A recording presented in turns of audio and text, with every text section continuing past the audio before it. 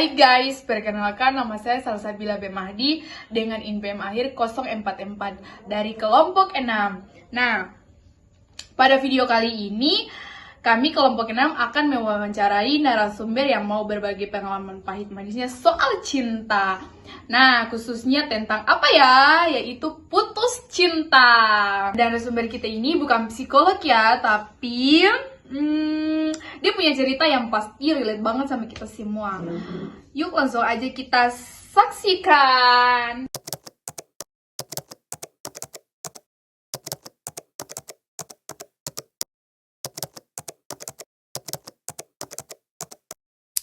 Halo Kak, perkenalkan nama saya Rima Kinti Deborah Putra dari kelompok 6. Terima kasih Kakak sudah hadir di sekarang untuk wawancara. Saya wawancara pertama untuk mewawancarai Kakak tentang teori cinta. Tidak perlu lama lagi, tapi sebelumnya boleh perkenalkan nama Kakak? Nama saya Sadira Fitri Jabur. Baik, saya langsung ke pertanyaan saya ya. Kakak boleh ceritakan sedikit tentang diri Kakak atau hubungan yang baru saja berakhir? Hubungan yang baru saja berakhir itu jangka waktunya selama 2 tahun. Jadi kami berpacaran selama 2 tahun dan putus karena saya yang mengambil keputusan untuk mengakhiri hubungan tersebut. Baik, menurut Kakak cinta itu apa dan yang paling penting dalam hubungan itu apa? Cinta itu tentang menerima. Dan yang paling penting dalam hubungan itu menurut saya menerima dan juga menghargai pasangan. Pertanyaan berikut, Kakak pernah dengan soal cinta segitiga?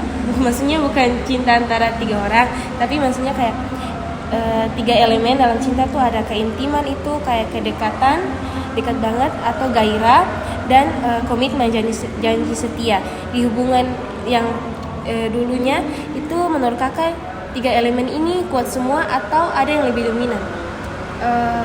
Kuat semua. Kuat semua. Jadi kedekatan, komitmen sama gairah semuanya kuat. Terus kapan Kakak merasa salah satu elemen ini kurang atau hilang? Saat pasangan saya berbohong, jadinya bagian komitmen atau janji setianya itu sedikit berkurang. Pertanyaan berikutnya, Kakak sama mantan Kakak itu punya pandangan yang berbeda soal pentingnya keintiman, gairah, atau komitmen dalam hubungan?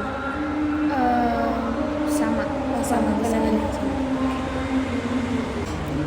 Halo Kak, perkenalkan saya Ivola sebagai pewawancara kedua. Di sini saya ingin melanjutkan pertanyaan dari sesudah pewawancara pertama. Kalau dalam hubungan, Kakak tipe yang gimana nih? Apakah tipe yang selalu pengen deket, santai aja, atau malah agak jaga jarak? pengen deket Terus ya. Oke. Dan pertanyaan selanjutnya, Kakak pernah ngerasa nggak sih ada pola tertentu dalam hubungan yang bikin masalah atau konflik gitu? Misalnya kayak terlalu khawatir atau mantannya terlalu cuek gitu? Saya terlalu khawatir. Oh, terlalu khawatir, overthinking banget ya. Iya. Selanjutnya, ada nggak gaya pacaran mantan Kakak itu gimana? Apakah itu cocok sama gaya pacaran Kakak atau malah bikin bentrok kayak bertolak belakang? Kalau untuk gaya pacaran sih sama. Oh, sama. Kok bisa putus kalau sama? Oke, pertanyaan selanjutnya, di hubungan yang dulu, Kakak pernah ngerasa nggak sih apa yang Kakak kasih sama apa yang Kakak dapat itu seimbang atau ada yang merasa lebih banyak berkorban? Kayaknya saya sih lebih banyak Oh, berkorban. lebih banyak. Aduh, sedih ya. Jelas. Ada nggak sih hal-hal di luar hubungan, misalnya masalah uang atau tekanan dari keluarga yang bikin kakak mikir tuh untung ruginya hubungan gitu? Waktu untuk ruginya tuh karena dia kurang bisa jaga jarak sama lawan jenis. Oh, nggak ada batasan sama lawan jenis gitu ya Kak? Dan pertanyaan selanjutnya, kalau ada yang gak seimbang gitu, gimana cara Kakak sama mantan Kakak tuh mengatasinya? Apakah kalian berdua tuh ngerasa adil gak sama itu? Biasanya sih saya ngomong langsung apa yang saya kurang suka, kayak misalkan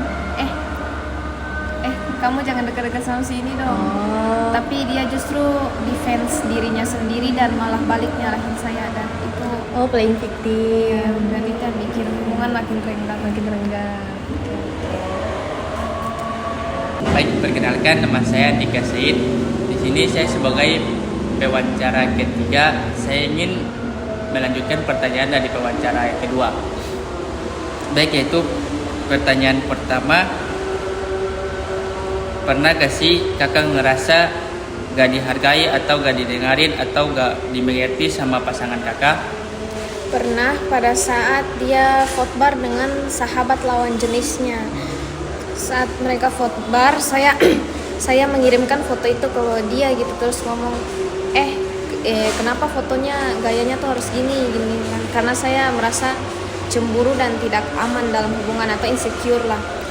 Tapi dibandingkan memvalidasi perasaan saya, dia justru fokus untuk membela dirinya sendiri dan menyalahkan saya karena saya dianggap meledak-ledak pada hal sepele. Padahal menurut saya itu tidak sepele sama sekali.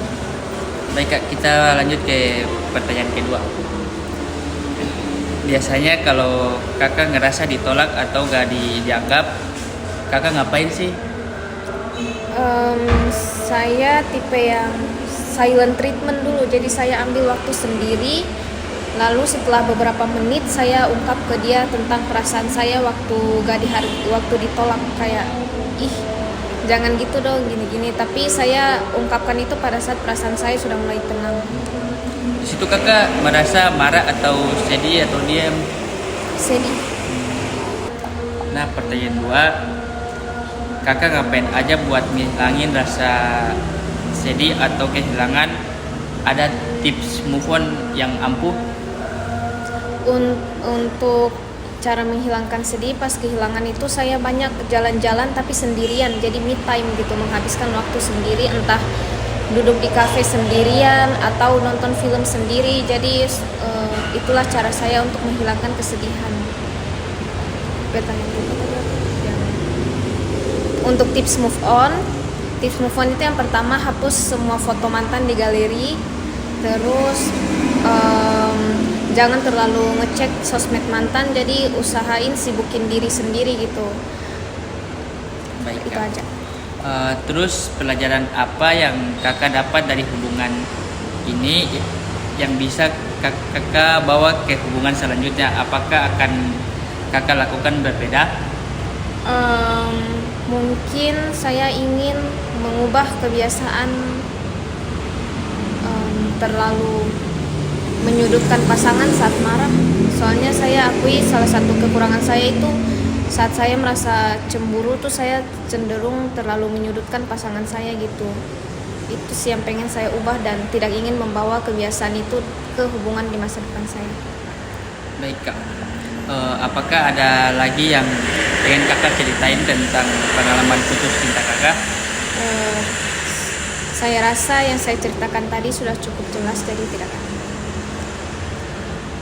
Kakak punya harapan apa buat hubungan di masa depan? Apakah yang paling kakak cari dari seseorang yang mungkin bisa menemani kakak selanjutnya? Untuk harapan saya di hubungan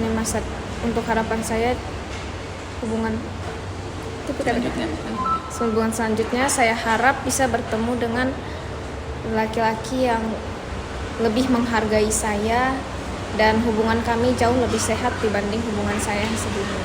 Baik, kita lanjut ke pertanyaan ketiga. Kakak sama mantan kakak punya cara yang baik gak sih buat menyelesaikan masalah tanpa saling menyakiti atau malah sering salah paham dan bikin sakit hati? Sedikit sedih karena lebih sering salah paham dan bikin sakit hati. Kenapa? Karena kami menyelesaikan masalah itu via chat, jadi chat berdua. Dan kadang dia tuh salah paham sama ketikan saya gitu, dianggap saya terlalu marah-marah, dan dia justru balik untuk marah ke saya dan mengungkit-ungkit kesalahan saya di masa lalu. Dan itu mengakibatkan munculnya masalah baru, yaitu saya tambah sakit hati dengan omongan dia dan saya justru semakin jauh dari dia. Baik Kak, itu saja wawancara dari kelompok kami. Di sini kami berterima kasih kepada kakak telah membantu kelompok kami menyelesaikan tugas kelompok kami. Ya, sama-sama dan terima kasih kembali. Terima kasih Kak. Kami di sini ingin membahas tentang solusi dan penanganan, juga cara membuat hubungan sehat dan memiliki komitmen. Baik, hubungan yang sempurna bukanlah hubungan tanpa masalah. Meskipun hubungan yang mampu bertumbuh melalui setiap tantangan, pasti memiliki banyak masalah. Komitmen tidak hadir secara tiba-tiba. Komitmen dibangun melalui kesadaran, kedewasaan emosional, serta usaha konsisten dari kedua belah pihak. Karena itu, kita perlu memahami langkah-langkah konkret yang dapat dilakukan untuk memperkuat fondasi hubungan dan membuatnya berjalan sehat dan juga memiliki hubungan yang jangka panjang. Di sini ada beberapa hubungan yang bisa kalian ikuti untuk menjadi lebih sehat lagi. Yang pertama yaitu menumbuhkan komunikasi yang jujur dan terbuka, dan yang kedua mengelola konflik dengan dewasa, bukan emosi, dan yang ketiga menumbuhkan rasa aman dan serta menetapkan tujuan bersama dan arah masa depan, dan juga menghargai perbedaan dan memberikan ruang tumbuh. Dan yang keenam, memperkuat komitmen melalui kebiasaan yang positif dan juga membangun kepercayaan sebagai fondasi utama. Jadi, hubungan yang sempurna bukanlah hubungan tanpa masalah, melainkan hubungan yang mampu berkembang melalui komunikasi yang sehat, pengelolaan konflik yang dewasa, dan rasa aman emosional. Dengan menetapkan tujuan bersama, menghargai perbedaan, serta membangun kebiasaan positif, pasangan dapat menciptakan hubungan yang tidak hanya harmonis, tetapi juga berkomitmen dan bertahan dalam jangka panjang. Hubungan yang ideal bukan tentang mencari pasangan yang sempurna, melainkan menjadi pasangan yang lebih baik setiap harinya. Baik, di sini juga ada solusi dan penanganannya, yaitu ada 6 solusi dan penanganan. Yang pertama yaitu merawat diri sendiri untuk menjadi lebih baik, dan yang kedua melakukan kegiatan yang kita sukai. Dan yang ketiga memutuskan kontak dan tidak saling komunikasi. Dan yang keempat mengikhlaskan semua hal yang terjadi. Yang kelima, ada cerita pada orang yang kita percaya, dan yang terakhir berkumpul dengan teman-teman. Baik, itu saja dari kelompok kami. Wassalamualaikum warahmatullahi wabarakatuh.